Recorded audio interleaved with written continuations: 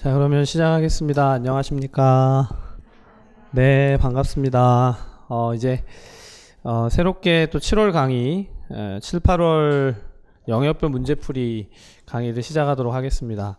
뭐 이전부터 계속 같이 공부해 오셨던 선생님들이 계시지만 이제 강의를 새롭게 시작할 때는 항상 새로운 마음으로 반갑게 시작을 하면 좋을 것 같습니다. 네, 옆에 계신 분들하고 잘 아시죠?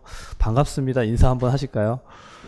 네, 이런 어색한 걸 시킬 줄은 모르셨죠? 네. 우리가 같이 공부를 하니까 공부하는 동안 특히 직강에서 보시는 선생님들은 매주 한 번씩 아마 어떤 친척보다도 더 가깝게 매주 만나시지 않을까 이런 생각이 들어요. 저는 특별히 선생님들을 뵈면 참 반갑습니다. 그렇죠?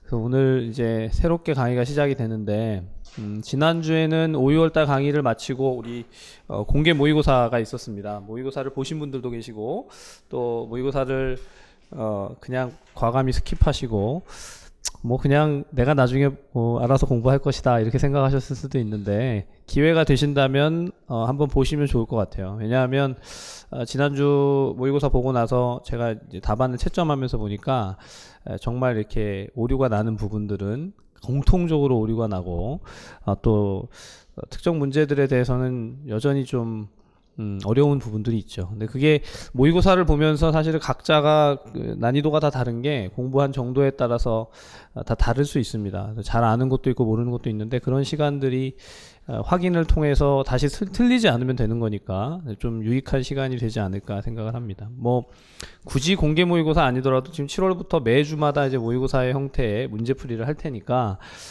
그런 각오를 가지고 아마 오전에 이미 시험을 보셨을 거라고 생각을 하고요.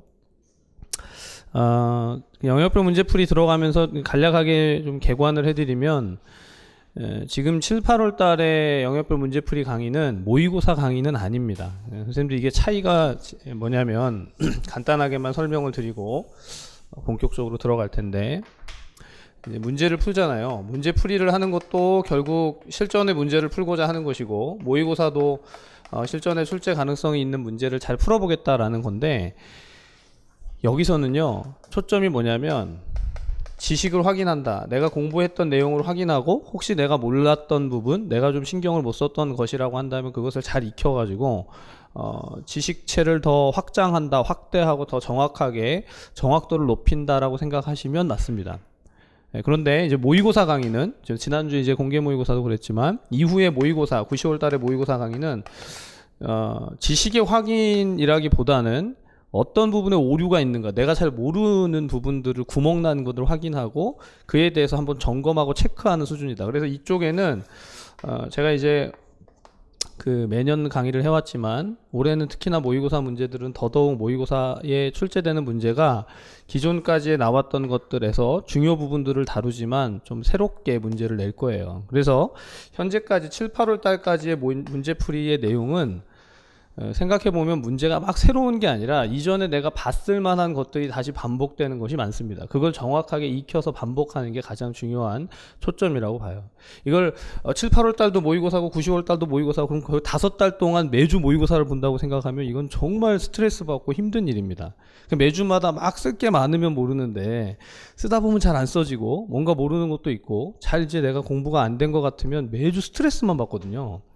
그럼 강의를 안 들어야죠. 그렇죠? 스트레스를 받으니까. 근데 그게 아니라 매 주마다 내가 더 이렇게 지식체를 확장해 간다, 연습을 한다, 훈련을 한다고 생각하시고 본격적인 실력을 테스트해 보는 것은 9, 10월 달에 해본다라고 생각하고 지금은 오히려 잘 모르고 부족한 것을 확인하는 작업이기 때문에 좀 여유를 가지고 하시면 좋겠습니다. 지난주에 그럼 모의고사는 왜 봤냐 시작부터 열받게 이런 부족한 걸 또 보게 되니까 하지만 그건 이제 시작이었기 때문에 한번 점검을 해보고 이제 그 공부를 본격적으로 해가는 것이 맞지 않겠나 제가 생각을 했습니다. 우리 선생님들은 참 과묵하셔서 지난 6개월 동안도 그러셨지만 다들 말씀을 안 하세요. 그냥 빨리 진행해라 뭐 이렇게 격려가 되기도 하지만 두렵고 떨릴 때도 있습니다. 그 강의를 하게 되면 사실은 강의 내용만 막 그 전달하고 앵무새처럼 말하는 것 같지만 저도 사람이기 때문에 선생님들과의 교감이 참 중요한 것 같아요. 그래서 이게 케미가 맞으면 안 해도 되는 그 내용들이 막 나오고 거기서 시험 문제가 나올 수도 있습니다. 이제 그런 즐거운 시간이 됐으면 좋겠다 싶고요. 제가 그 며칠 전에 이제 뭐 저희 가정사지만 가족이 수술을 받았는데 원래는 양성종양이라고 그랬거든요. 근데 이제 수술장에 들어가서 떼내다 보니까 이게 이제 경계성으로 악성으로 넘어가는 상태였던 것 같아요. 그래서 다 절제를 했어요.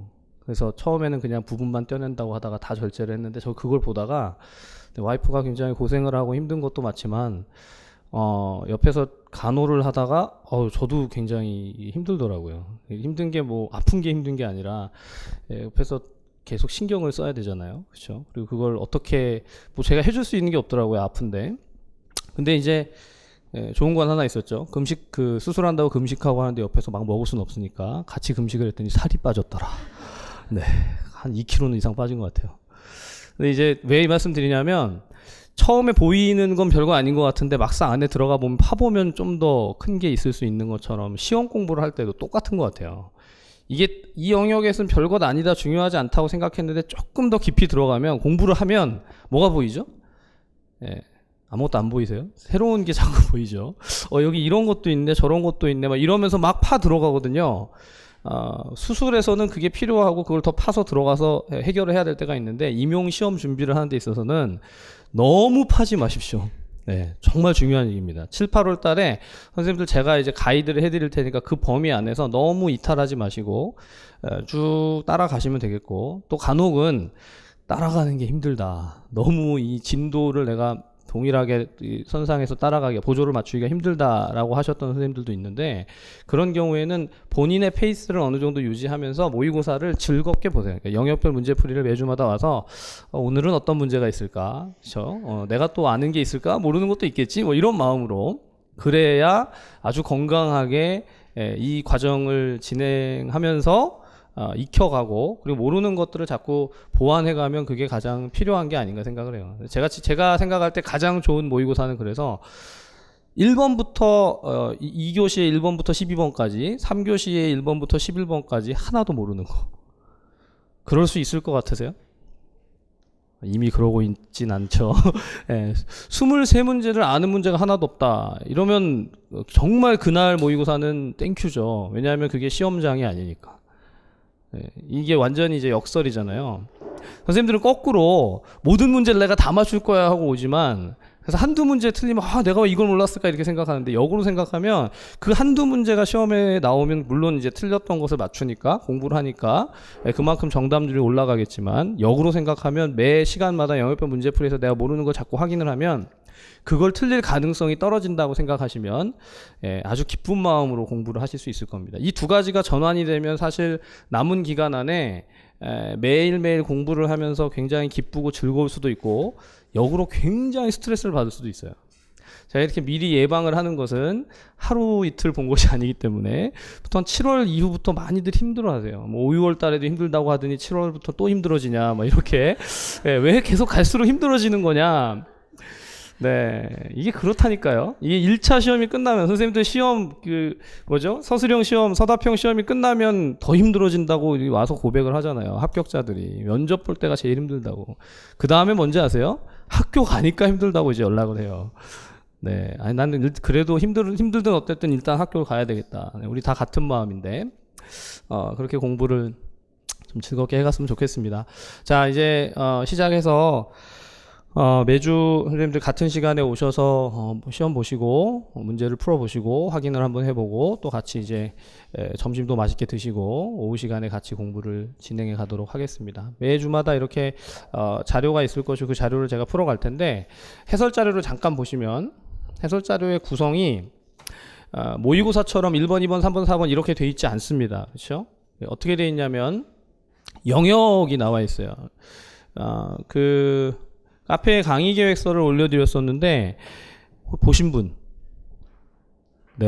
강의 계획서를 보셨을 거예요. 근데 강의 계획서를 다시 보실 필요는 없지만 매 주마다 그 주차별로 어디까지 시험을 출제하는지 영역별 문제풀이를 할 때 출제 영역을 제가 기입을 해놨습니다. 그러니까 오늘 같은 경우는 지역인데 지역 전체인 것 같지만 막상 보면 지역사회 간호 개론, 이론, 과정, 또 건강증진 이론, 또 역학, 개론, 모용, 연구, 보건교육, 학교보건, 가족간호, 감염성 질환과 만성질환 관리까지만 출제를 하고 나머지 부분은 8월 2일 날 가면 지역과 정신을 같이 시험을 볼 때 나머지 부분들이 다 포함이 되는 거예요. 예, 그렇게 이제 좀 출제 영역을 제가 나눠 놨습니다. 선생님들께서 하루에 나는 이번 주엔 지역을 할 거야. 그래서 사실 지역과 관련된 것들을 공부를 하시고 문제풀이를 하셨겠지만 이후의 강의도 그렇게 다 나눠 놨기 때문에 당장 다음 주에 이 지나간 건 지나간 대로 의미가 있지만 두 번째 주 다음 주는 정신간호를 하는데 정신간호도 역시 정신간호의 전범위가 아니고 빠지는 게 일부 있어요. 그렇죠? 네, 그래서 선생님들 그 빠지는 영역을 미리 또 빠지는 것만 공부하시진 않을 거 아니에요, 그죠? 이왕이면 다음 주에 영역별 문제풀이에 다뤄지는 것들을 미리 좀 보시면 좋기 때문에 그 영역을 중심으로 해서 공부를 하시고 성인도 마찬가지고 여성 아동만 거의 전범위가 한 주 차에 들어간다고 보시면 되겠습니다. 자, 그렇게 해서 이제 8월 2일까지 매주 가게 되고 그리고 8월 2일부터 8월 21일이죠. 21일까지는 방학이에요, 거의. 그래서 2주 동안 앞에 공부하셨던 것을 좀 정리하시고, 그때 즈음에 제가 이 법령 정리한 것하고 DSM-5 요약집이 그쯤에는 나오지 않을까, 그렇게 기대를 합니다. 그래서 가급적이면 그때쯤 선생님들 요약 자료 가지고 정리를 하실 수 있도록, 그렇게 스케줄을 짜고 있고, 그리고 나면 8월 21일 날 성인 여성 아동 간호를 전체 범위로 해서 시험을 치고 영역별 문제풀이를 하고 8월 23일 지역정신성인 마지막 8월 30일 날은 전범위로 지난 공개 모의고사처럼 영역별 문제풀이지만 결국 모의고사의 형태가 되는 거죠. 자, 그렇게 이제 스케줄이 진행이 됩니다. 그래서 8월 30일까지는 제가 판단컨대는 이 스케줄을 따라가면 선생님들이 최소 2바퀴는 돌려야 한다. 그러니까 이제 전체 영역을 한번 지역정신 성인 여성 아동, 지역정신 성인 여성 아동 이렇게 한 2번 정도 돌아간다고 생각하시고 2회독 정도를 하겠다라는 마음가짐으로 공부를 하시면 좋을 것 같습니다. 또 여기에 또 너무 이렇게 매이진 마세요. 뭐 2회독 하랬는데 나는 1회독도 제대로 못한 것 같아. 이런 생각은 별로 도움이 안 됩니다. 하시는 데까지 최선을 다해서 가시면 좋겠고, 그 강의에 다루어지는 문제나 관련된 해설 내용들을 들으시는 것만 가지고도 굉장히 중요한 부분들을 다루어 갈 거기 때문에 그렇게 회독수가 확보된다라고 생각하시고, 간혹 질문하신 분들이 있어서 제가 한 번만 마지막으로 설명드리면 지난 5, 6월 달에 심화분석의 맥 이 책은요 작년으로 치면 7, 8월 영역별 문제풀이에 해당되는 것 중에 중요 문제들은 다 뽑아서 넣는 거예요. 그러니까 선생님들이 나는 지금 영역별 문제풀이 강의를 듣지만 올해 이제 문제들은 또 이것하고 다르죠. 가급적 겹치지 않게끔 진행을 하는데 중요한 건 근데 안 겹칠 수가 없어요. 결국 또 반복되게 됩니다. 그래서 한 번 더 회독수를 높이기 위해서는 5, 6월 달에 했던 심화분석의 맥 책을 복습하시면서 같이 따라가시면 좋을 것 같습니다. 이 다 별개가 아니라 관련성이 있기 때문에 그렇게 해서 이미 1월부터 지금까지 하면 여러 차례 반복이 되어 왔을 것이고 다만 이제 그게 내 지식체로 딱 세팅돼서 어떤 문제를 푸든지 답으로 인출될 수 있는 상태가 아니기 때문에 그런 연습을 위해서 계속 해왔다라고 생각하시고 준비하시면 좋겠고, 오늘은 영역별 문제풀이 오전에 시험 보시고 답안지를 따로 내시지 않았죠, 아직? 네. 다음 주부터는 제가 그 2교시, 3교시를 지정을 해드리겠습니다. 한 회차는, 그러니까 오늘 전체를 쓰셔서 나는 다 내일 작정을 하고 답안지를 냈다 하시면 다 받아서 제가 피드백을 할 것이고, 다음 주부터는 2교시, 3교시 중에 한 교시를 정해드릴 테니까 그것은 반드시 제출을 하셔야 합니다. 예. 꼭 써보셔야 된다는 거예요. 그러니까 그 시간 안에 오셔서 답을 써보시고, 인강 들으시는 선생님들도 마찬가지예요. 인강 들으시는 선생님들도 답안지를 작성해서 메일로 보내주시면 돼요. 제가 이거 매년 말씀드리는데 보내시는 분들은 보내시고 합격하십니다, 실제로. 근데 이게 어려워요. 직강은 매주 오니까 그냥 반강제적으로 시험을 보게 돼 있잖아요, 그죠? 네, 근데 인강은 누가 강제하지 않기 때문에 본인이 그걸 답을 쓰고 또 이제 워드를 또 타이핑해야 되니까, 그래서 그거 자체로 벌써 좀 번거롭다고 생각하시기도 하는데 굉장히 좋은 시스템이라고 생각을 해요. 그래서 문제 풀고 답 정리하셔서 보내시면 제가 거기에 대해서 피드백을 해드리도록 하겠습니다. 이건 계속 해왔던 거기 때문에 그리고 직강의 선생님들도 마찬가지예요. 만약에 오늘 오전에 오셔서 시험을 봤는데 영역별 문제풀이를 쭉 풀었는데 모르는 게 너무 많아서 이 답안을 그냥 내는 건 별로 의미가 없을 것 같다 라고 생각될 때가 있습니다. 빈칸이 너무 많을 때. 근데 그걸 그냥 내시면 제가 거기에다가 어떻게 하죠? 예, 이렇게 다 꺼드려요. 그렇죠? 틀린 건 틀렸다고. 예, 뭐 답을 다 답을 쓰다가 너무 이제 힘들면 저도 답을 안 쓰지만 대체로 다 이제 빨간 줄로 거드려요. 그러면 받으시고 집에서 그걸 다시 복기를 하시는 거죠. 이 문제의 답은 이거였다. 이렇게 다시 푸셔가지고 또 내셔도 됩니다. 예.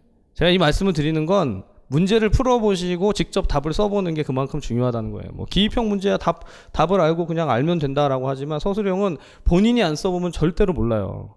예. 그래서 당부를 좀 드리면서 강의를 시작하도록 하겠습니다. 예. 오늘 첫날이라 좀 말이 많았지만 문제풀이로 들어가서 같이 좀 보도록 하죠. 자, 그러면 본격적으로 오늘 문제 1번부터 볼 텐데 보기 전에 거기 보시면 자, 영역별 문제풀이의 문제 구성의 원칙. 제가 이런 것도 처음 써드린 것 같은데 이거예요. 해당 영역의 이론을 지식을 확인하는 것이 핵심이다.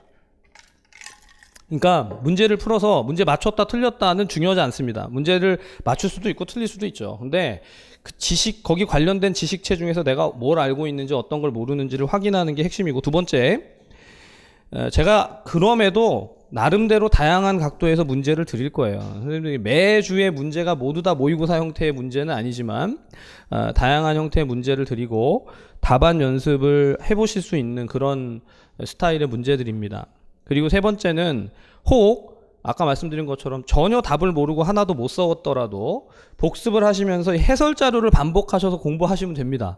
그죠? 다른 것 꼭 굳이 막 뭐 강론서 가져와가지고 강론서 여러 번 읽겠다. 나쁘지 않고 그게 좋을 수 있는데 강론을 전혀 펴보지도 않았는데 7월부터 지금 펴기 시작하겠다 이러면 이제 좀 힘들어요. 그러니까 그럴 때는 그냥 매주마다 해설 자료 이게 한 주에 한 30페이지씩 되거든요. 그러면 8주면 몇 장이죠? 240페이지예요. 근데 그 내용이 앞에 공부했던 거랑 일부는 겹치지만 내용들이 또 필요한 것들, 중요한 것들이 들어있기 때문에 겹치는 것을 빼더라도 대략 한 7, 8월 달 200장 정도, 200페이지 정도 되는 내용을 머릿속에 익힌다고 생각하시면 거의 맞을 겁니다. 그 정도를 계속 매주 복습하시고 좀 숙지해 가시면 좋겠고요.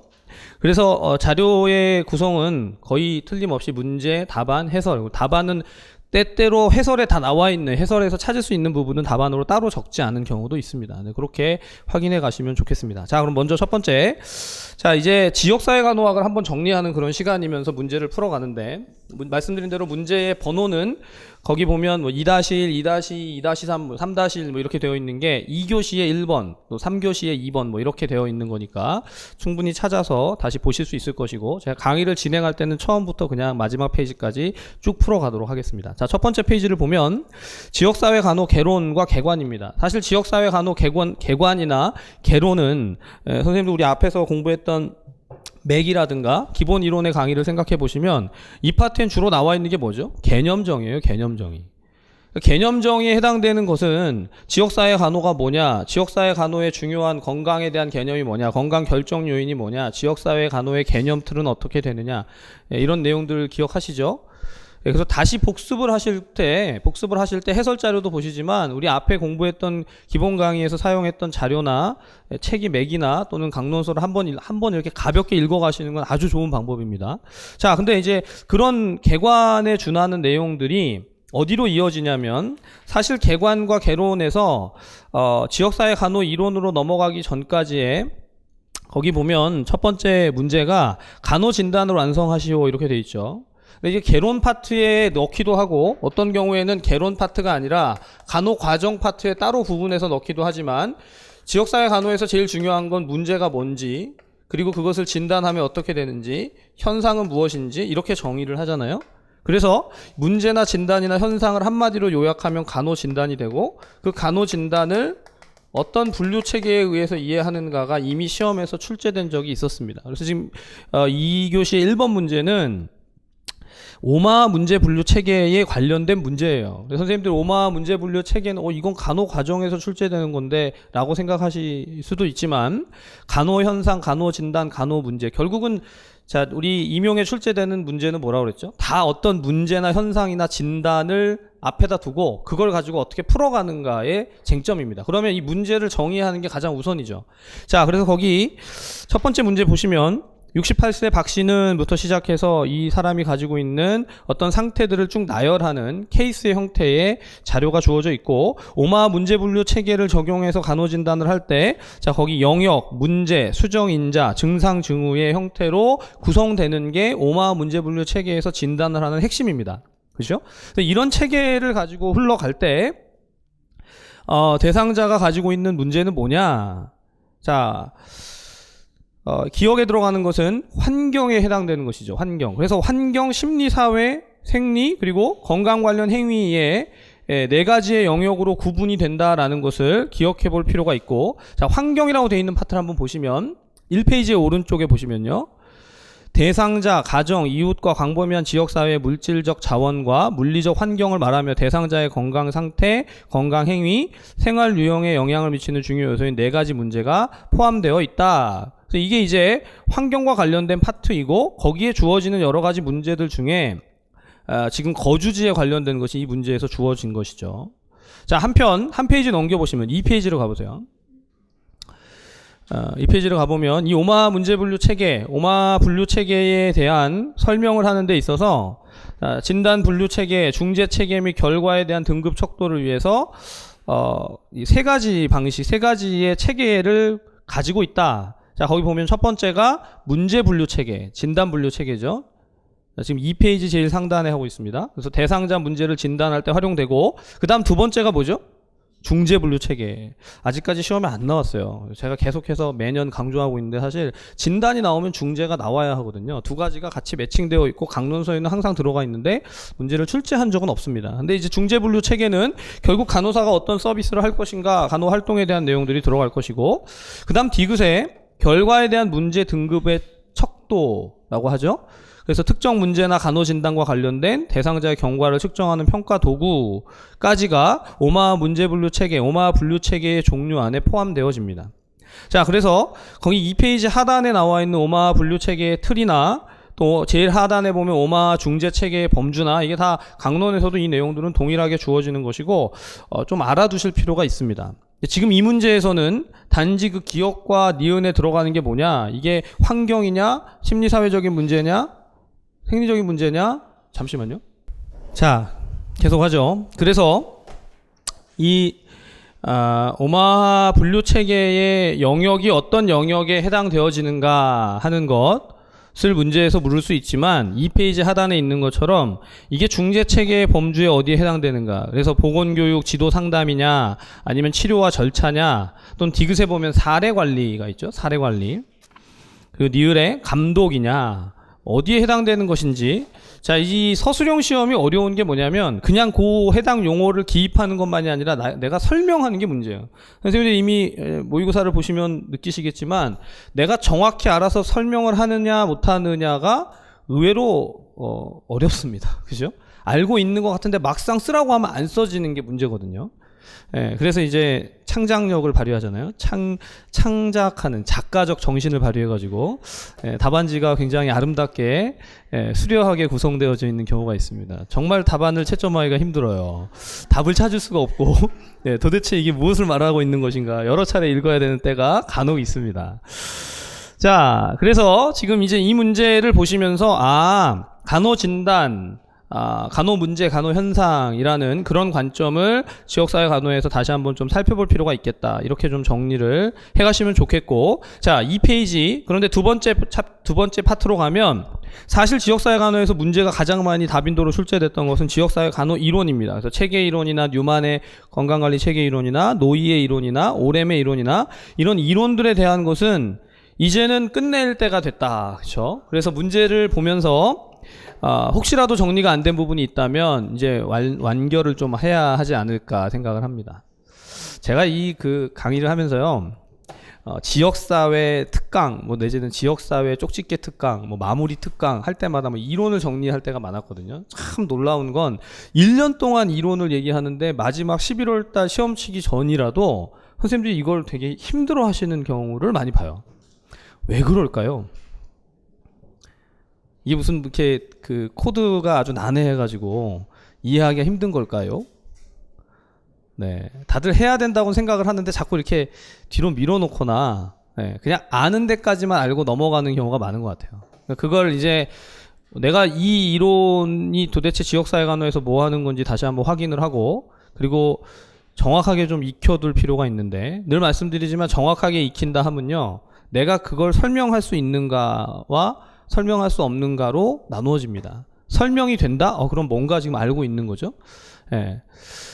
네, 그 선생님들께서 너무 힘들어하지 마시고 설명을 자꾸 해보면 돼요. 자, 그래서 지금 이제 2교시 5번 문제에 해당되는데 베티 뉴만의 건강관리 체계 모형에서 건강 상태는 안녕 수준에 반영되며 건강과 안녕은 같은 것으로 본다. 사실은 문제를 읽다가 뭐 이런 내용도 있나? 이렇게 생각하실 수도 있습니다.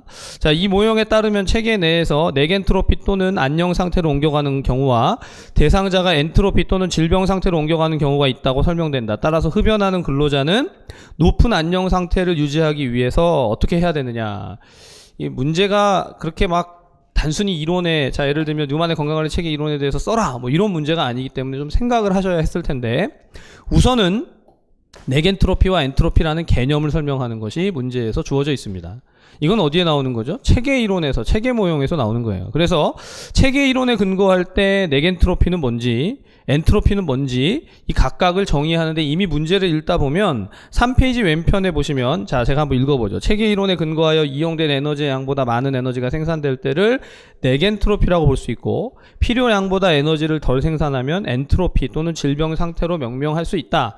그러니까 우리가 어떤 이론을 가지고 오든 그 이론이나 모형으로 자 선생님들 이제 잊으시면 안 돼요. 이걸 가지고 도대체 뭘 하는 거냐 특정한 실제죠 케이스죠 그렇죠 사례나 어떤 현상들이 있을 때 이걸 어떻게 설명하는가 해석하는가 그렇죠 의외로 너무 당연한 얘기지만 놓치는 경우가 많은데요. 현재 벌어지고 있는 지역사회의 어떤 문제를 해당 이론에서는 어떻게 설명하는가를 얘기하는 겁니다. 그래서 지금 네겐트로피와 엔트로피는 그냥 용어잖아요. 그렇죠? 체계 이론에 나오는 용어예요. 근데 그 용어가 질병 상태를 설명한다거나 이 안녕 상태를 설명한다거나 어떤 용어를 가지고 설명하느냐. 그게 이제 어렵습니다. 그게 공부해야 되는 포인트예요.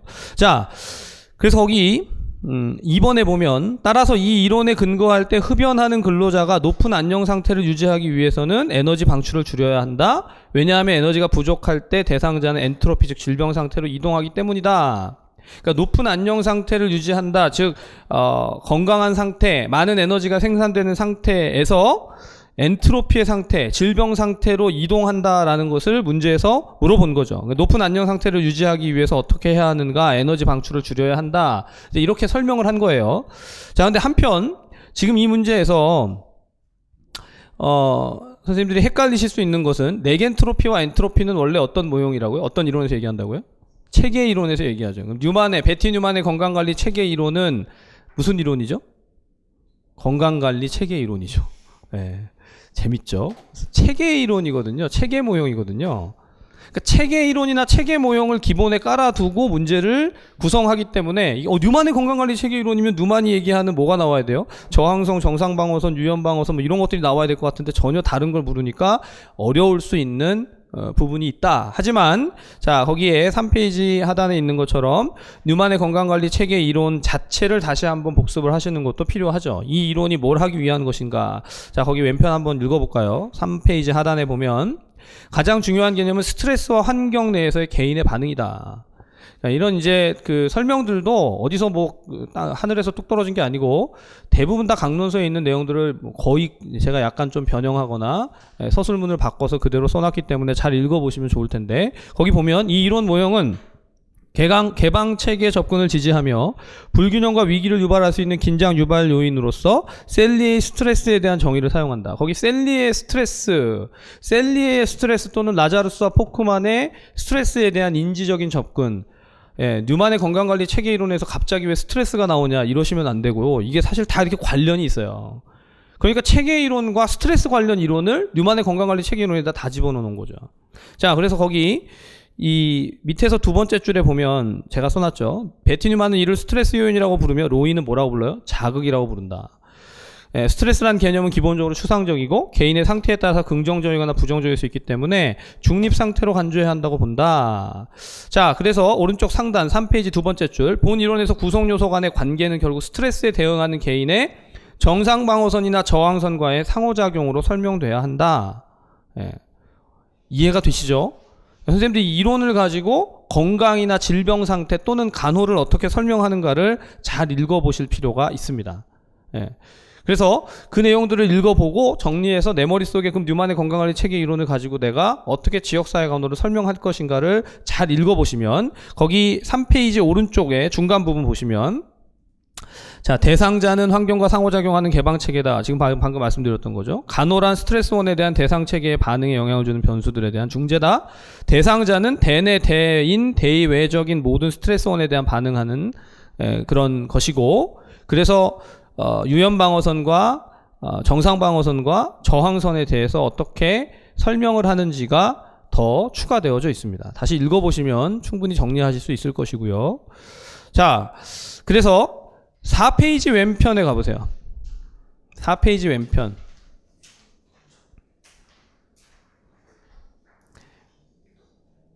4페이지 왼편에 가보시면 왼편 거기 네 번째 줄 예방이라고 돼서 1차 예방, 2차 예방, 3차 예방에 대한 내용이 등장합니다. 이미 알고 있다고 생각하겠지만 다시 한번 1차 예방을 어떻게 설명할 것인지, 2차 예방을 어떻게 설명할 것인지, 3차 예방을 어떻게 설명할 것인지 써보시고, 그리고 지금 이 문제에서는 바로 밑에 체계이론에 대한 설명이죠. 체계이론. 체계이론에 있어서의 경계나 환경, 계층, 속성에 대한 그런 설명들과 또 주요 개념에 가서 보면 지금 문제에 나와 있던 6번에 보면 엔트로피와 네겐트로피가 나오고 물질과 에너지, 항상성, 균등 종국, 위계적인 질서, 폐쇄체계, 개방체계 이런 용어들에 대한 설명을 하실 수 있어야 합니다. 선생님들 복습하실 때 다시 한번 익혀두시고, 이론은 아무리 강조해도 지나치지 않다. 아무리 그 중요성을 강조해도 지나치지 않다. 왜냐하면 저도 이걸 무슨 근거로 중요하다고 하겠습니까? 출제됐던 내용들이 어떤 문제들, 어떤 영역들을 기반으로 해서 문제를 자꾸 만드는가를 생각하는 것인데, 그런 관점에서 보면 가장 많이 활용된 게 체계이론이에요. 체계이론은 출제가 그만될 거라고 생각했는데 자꾸 반복되거든요. 왜냐하면 그게 가장 베이스이기 때문에. 그래서 그런 이제 응용들을 생각할 때 응용이 뭘 응용하냐면요. 그냥 이론 모형을 다이렉트로 물어본다. 그러니까 이 이론은 뭡니까? 또는 이 이론의 구성 요소는 뭡니까? 이렇게 물어보는 단순한 문제에서 지금 제가 드린 것처럼 이 사례에서 이 이론에 적용하면 어떻게 해석됩니까? 이거 굉장히 말하기는 쉬운데 공부할 때는 시간이 들어가는 파트예요. 선생님들이 이론을 하나하나 그렇게 좀 뜯어보실 필요가 있습니다. 자, 5번으로 가보죠. 5페이지로 가보죠. 5페이지. 다음은 양땡땡 학생의 건강상담 카드다. 작성 방법에 따라 서술하시오. 2교시 6번 문제인데요. 건강상담 카드에 있어서 상담 내용을 보니까 양땡땡 학생은 음란물에 중독돼서 최근 성교육 프로그램에 참여한 지 1개월이 됐다. 여전히 수시로 스마트폰을 통해서 음란물에 접근하는 등 자신의 문제의 심각성을 인식하지 못하고 있는 상태다. 학부모는 교육 수준이 매우 낮고 자녀가 스마트폰을 사용하는 것을 통제하지 못하고 있는 상황이며 방치되어 있는 것으로 평가가 된다. 자, 그래서 중재 방안에 가보니까 대상 학생의 대처 기전 과 적응 양상에 대한 사정이 우선적이다. 이제 선생님들이 이론을 잘 익히시면 여기 대처 기전과 적응 양상 두 단어를 보고 이건 어떤 이론을 근거로 한다? 로이의 이론을 근거로 한다라고 추정해내실 수 있어야 합니다. 그러니까 왜냐하면 이론이 무엇인지에 따라서 사용하는 뭐가 달라요? 용어가 달라요. 그러니까 이게 이제 공부가 학습이 됐느냐 안 됐느냐의 판단 근거입니다. 어떤 용어가 딱 키워드가 나왔는데 이거는 노이의 이론이구나, 이건 오렘의 이론이구나, 이건 체계의 이론이구나, 이건 뉴만의 이론이구나가 나온다면 이미 공부가 된 거예요. 그죠? 근데 만약에 그게 전혀 감지가 안 된다면 거기서 이제 공부를 해야 되는 포인트가 잡히는 거죠. 그러니까 7, 8월 달 지금 우리가 영역별 문제풀이 와서는 선생님들 절대로 주눅 들지 마시고 하면 돼요, 지금부터. 그죠? 지금 그게 안 돼 있으면 그걸 하면 됩니다. 그러니까 다시 이제 차근차근 각 이론들에 있어서 뭘 설명하는지, 어떻게 설명하는지, 어떤 용어를 사용하는지. 자, 이게 이제 그냥 단순 반복으로 1, 2월 달에 지역사회간호 이론을 했잖아요. 그리고 5, 6월 달에 심화 분석을 하면서도 우리 심화 문제 풀 때 기출 문제를 풀면서 그런 내용들이 이미 또 등장했고, 지금이 세 번째거든요. 그렇죠? 근데 나는 처음 하는 것 같다. 이게 도대체 무슨 얘기인지 잘 모르겠다. 그럴 수 있어요. 근데 이제 기회가 온 겁니다. 앞에 2번 반복한 거 못했지만 지금이라도 그걸 확실하게 익히면 되니까. 내용이 막 바뀌는 게 아니에요. 그래서 그걸 잘 익혀두시면 되는데, 자, 작성 방법을 한번 볼까요? 로이의 이론에 근거할 때 대처 기전에 해당하는 조절 기전과 인지 기전의 내용을 서술할 것. 이건 또 무엇인가? 왜 한술 더 뜨고 있는가? 위에서 대처 기전과 적응 양상을 얘기했는데 조절 기전과 인지 기전에 대한 것을 써라. 그러니까 조절 기전과 인지 기전이 어디에 나오죠? 로이의 이론의 대처 기전을 설명하는데 두 가지 방식으로 조절 기전 내지는 조정 기전과 인지 기전입니다. 용어가 좀 다르게 보여질 수도 있어요. 왜냐하면 교과서마다 좀 달라요. 조정과 조절, 뭐 또 결국 대동소이한 내용이지만, 자, 그래서 6페이지 제일 상단에 보면, 자, 조정 기전이라고 거기서 써놨죠, 제가. 자극이 투입될 때 중추신경계 통로를 통해서 척수 뇌를 중심으로 하는 자율신경계 반응, 내분비계를 중심으로 하는 호르몬계 반응이라고 설명이 되어 있죠. 자, 그냥 한마디로 얘기하면 뭘까요? 핵심 단어를 쓴다면 뭐라고 써야 될까요? 생리적인 반응이라고 써야겠죠. 선생님의 맥에서는 생리적 반응, 생리적 적응 양상하고 연관이 되어진다, 이렇게 설명을 했었습니다. 그럼 인지 기전은 뭘까요? 인지 기전은 요약하면, 이른바 인지적인, 정서적인 측면, 사회 심리적인 반응이다라고 설명을 해야겠죠. 그러니까 이게 키워드가 자꾸 이제 혼돈이 되면 답을 못 씁니다. 그러니까 이제 선생님들 이게 키워드라는 건 하나여야 하는데 때때로 유사어를 쓰는 경우가 있잖아요. 인지적, 정서적인 또는 사회 심리적인, 같습니까? 다릅니까? 비슷합니까? 비슷하죠. 본인이 가장 머릿속에 잘 익혀지는 걸 가지고 쓰시되, 중요한 포인트는 조정 기전 내진 조절 기전에 대한 설명을 할 때 쓰는 용어와 인지 기전을 설명할 때 쓰는 용어가 같다, 다르다? 다르다. 그게 포인트죠. 그걸 기억하시면 되죠. 자, 그래서 지금 문제에서 그 조절 기전과 인지 기전의 내용을 서술하라고 했고요. 자, 지금 이 문제의 베이스에 깔려 있는 게 무슨 이론이라고요? 많이들 힘드시죠? 네. 오전에는 문제 풀고 점심 먹고 와서 에너지가 충전된 것 같지만, 힘이 빠지는 상태가 딱 이 시간입니다. 조금만 더 하고 쉬는 시간을 반드시 드릴 터이니 조금만 힘내시기 바랍니다. 자, 로이의 이론에서 제가 그 간단한 퀴즈를 드릴 테니까 한번 머릿속으로 답을 해보시면 좋겠는데, 로이의 이론에서는 간호대상인 인간에 대해서 어떻게 설명합니까?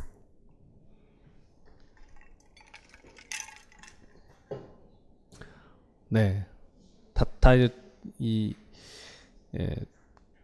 속으로 답을 하고 계신 거죠? 복화술을 하시는 것 같아요. 복화술 아세요? 복화술 아세요? 복화술을 진짜 보면 정말 놀랍더라고요.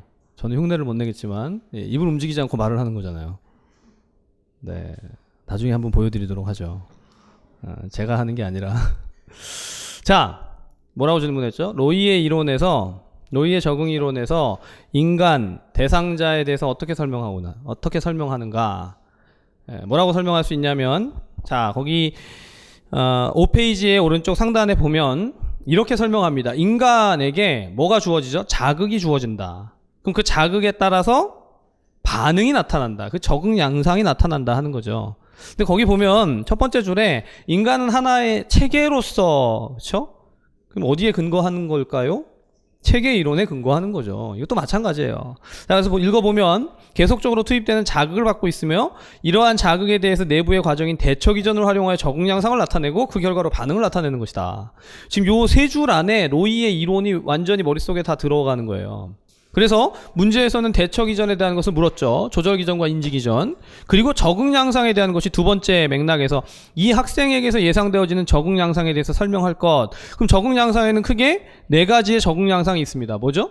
생리적 양상, 자아 개념 양상, 역할 기능 양상, 상호 의존 양상의 네 가지의 양상이 있습니다. 그러면 선생님들께서 이 네 가지의 양상을 알아야 문제에서 적용해서 쓰겠죠. 이 대상자는 이 네 가지의 양상 중에서 어떤 것하고 관련이 되느냐. 일단 문제풀이를 한다는 건 이 네 가지의 양상에 대해서 다 알아야 돼요. 그죠? 이게 생리적인 양상이냐, 역할 기능 양상이냐, 자아 개념 양상이냐, 상호 의존 양상이냐. 그런데 이 문제에서는 굳이 쓴다고 하면 자아 개념 양상과 역할 기능 양상에 대해서만 논의하시면 충분합니다. 이 문제 안에서는. 그러니까 그런 걸 구분하는 건 뭐마다 다르죠? 문제마다 다르죠. 문제에서 사례에서 케이스에서 어떤 양상을 지금 설명하도록 유도하고 있는가. 자, 선생님들 우리 5, 6월 달에 그 심화분석 문제풀이를 할 때도 심화분석의 책 안에서도 앞부분에 그 퀴즈죠. 퀴즈에 보면 거의 비슷한 문제들이 있어요, 없어요? 있습니다. 그죠? 다 했던 거예요. 그게 이제 좀 케이스를 더 복잡하게 해서 문제의 형태를 가지고 다른 옷을 입고 나오는 거지 다른 문제가 아니에요. 똑같은 문제예요. 근데 그걸 내가 정확하게 맞출 수 있는가가 문제죠. 예. 자꾸 더 심각해지는 것 같아서. 네. 그러시면 안 되는데. 자, 일단, 그래서, 다시 정리하면, 로이의 이론에서 대처 기전에 대한 것을 두 가지로 어떻게 구분한다고요? 조절 기전과 인지 기전으로. 그 적응 양상에 대한 것을 네 가지로 구분한다. 그럼 그 네 가지의 양상이 일단 각각 어떻게 설명되는가. 생리적 양상, 생리적 양상, 자아 개념 양상. 자아 개념 양상은 또 어떻게 두 가지로 구분되죠? 신체적 자아와 개인적 자아로 구분되어진다. 그리고 역할 기능 양상도 역시 또 1차 역할, 2차 역할, 뭐 상호 역할, 뭐 이렇게 세 가지로 구분이 또 돼요. 그죠? 그리고 상호 의존 양상에 해당되어지는 설명으로 각각 구분되어져 설명된다라는 것을 다시 한번 정리하시고 보시면 되겠습니다. 자, 하나만 더 보고 쉬는 시간을 갖도록 하겠습니다. 7페이지. 다음은 뉴만의 이론을 몇 가지 명제로 요약한 것이다. 뉴만의 이론에 근거할 때 빈칸 기억에서 니을에 알맞은 내용을 쓰고 방어선에 대한 서술의 빈칸을 각각 완성하시오. 자, 일단 시험 문제에서 제가 생각할 때 가장 어려운 건 이론의 명제, 이론의 전제를 묻는 문제가 가장 어렵습니다. 왜냐하면 이론을 정말 정확하게 모르면 전제나 명제를 쓰기가 어렵거든요. 그런데 선생님들 지금 위에서 봤던 로이의 이론이나 체계 이론이나 또는 뉴만의 건강관리 체계 이론이나 다 각각 전제 내지는 명제는 뭘 설명하냐면 대상자를 어떻게 설명하느냐, 간호를 어떻게 설명하느냐, 또는 중재를 어떻게 설명하느냐, 그거예요. 이게 이제 별로 어려운 게 아닙니다. 그래서 거기 보시면 거기 7페이지 왼편에 대상자는 환경과 상호작용하는 개방체계로서 서로 영향을 주고받으며 계속 변화한다. 간호란 스트레스원에 대한 대상체계의 반응에 영향을 주는 변수들에 대한 중재다. 벌써 오늘 앞에 문제에서만도 제가 반복해서 이 부분을 읽어드렸잖아요. 네, 그러니까 똑같은 얘기를 하는 거예요. 그런데 자, 세 가지 대상자는 세 가지의 스트레스가 있다. 무슨 스트레스죠? 체계 내, 체계 간, 체계 외. 뭐 대내, 대인, 대외적인 이렇게 스트레스라고 할 수도 있고, 그리고 수시로 조정 가능한 방어 기전인 유연 방어선과 오랜 기간을 통하여 형성된 정상 방어선, 그리고 내적인 저항 요소인 저항선. 자, 그런데 이제 문제에서는 그 니은, 디귿, 니을에 해당되는 방어선이 옆에 보면 또 설명이 되고 있죠. 자, 방어선 한번 볼까요? 2번 방어선에 니은이 뭐라고요? 유연방어선. 유연방어선. 기본 구조를 둘러싼 선 중 가장 바깥에 위치하는 것으로 외적 변화에 방어할 잠재력을 가지고 환경과 상호작용하여 수시로 변화하는 뭘까요? 역동적 구조입니다. 사실 이런 거 답으로 쓰는 건 가장 어려운 문제예요. 하지만 이건 이제 지식을 확인하는 수준에서 구조다, 역동적 구조다, 뭐 이렇게 그것도 외우시려고 막 노력하시면 어려워지는데, 일단 이 유연 방어선이라는 것을 그렇게 설명할 수 있어야 되겠고, 상호작용이라는 단어가 중요하고요. 환경과 상호작용입니다. 그 다음 디귿. 디귿이 뭐였죠?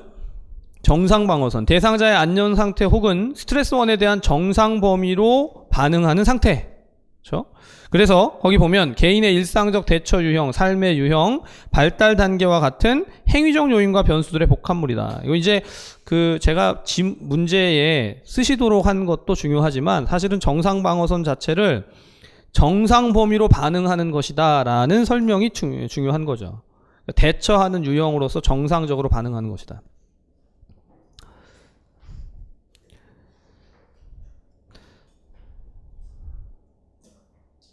자, 정상방어선에 대한 설명으로 개인의 대처 기전이나 생활 양식이나 발달 상태들을 설명하고 있죠. 우리 맥에서도 그런 내용이 있었고요. 자, 마지막 3번. 니을, 체계의 방어 체계로 스트레스원에 의해 기본 구조가 침투되는 것을 보호하는 내적인 요인들. 내적인 요인들. 이게 외적인 거냐 내적인 거냐, 이게 어떤 범위에서 기술돼야 하느냐, 이제 이런 논의들이 항상 어렵습니다. 그래서 선생님들이 이제 공부하다가 제일 어려운 게 뭐냐면 이거잖아요. 그냥 맥을 외우세요, 맥을 공부하세요 이러고 이것을 맞는지 틀렸는지 확인하면 좋겠는데, 문제를 보다 보면 서술이 같아요 달라요? 네, 굉장히 뭔가 다른 게 들어온 것 같죠. 이게 서술되는 그 서술을 하는 사람에 따라, 주체에 따라, 출판사에 따라, 저자에 따라 다 조금씩 다를 수 있는데, 사실은 그런 훈련이 저는 7, 8월 달에는 좀 필요하다고 생각하기 때문에 지식을 확인하면서 동시에 아, 이렇게 설명될 수도 있구나, 근데 그게 똑같은 내용이구나, 그렇게 익혀 가시면 좋을 것 같습니다. 자, 그래서 거기 지금 니은, 디귿, 리을에 각각 유연방어선, 정상방어선, 저항선으로 설명되어지고, 아래쪽에 뉴만의 건강관리 체계 이론을 다시 쭉 풀어놨습니다. 위에서 또 반복되는 내용들이기 때문에 다시 한번 읽어보시면 되겠고, 8페이지 하단에 1차 예방, 2차 예방, 3차 예방, 우리 앞에서 봤던 것을 다시 또 풀어놓고 있죠. 그러니까 이렇게 반복해서 익혀두시고, 분명히 1, 2, 3차 예방에 대한 것을 문제로 물으면서 서술하라고 하면 어떻게 쓸 것인지, 용어들을 이 이론의 이 그 모형에서의 용어들을 활용해서 설명해내는 게 항상 관건이에요. 그래서 결국 시험은 그겁니다. 뭐가 나올지를 몰라서 그렇지, 뉴만의 이론이 나올지, 노이의 이론이 나올지, 오렘의 이론이 나올지, 제가 지금 모든 이론을 다 문제로 만들지는 않았잖아요. 선생님들이 생각하실 때 지역사회 간호 이론인데 뉴만의 이론이랑 노이의 이론이 끝이네? 끝인가요? 아니겠죠. 그렇죠?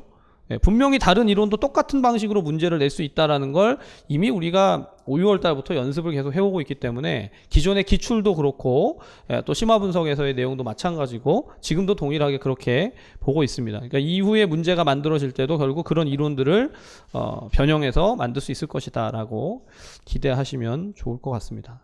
좀 쉬겠습니다. 한 10분간 쉬고 계속 이어가도록 하겠습니다.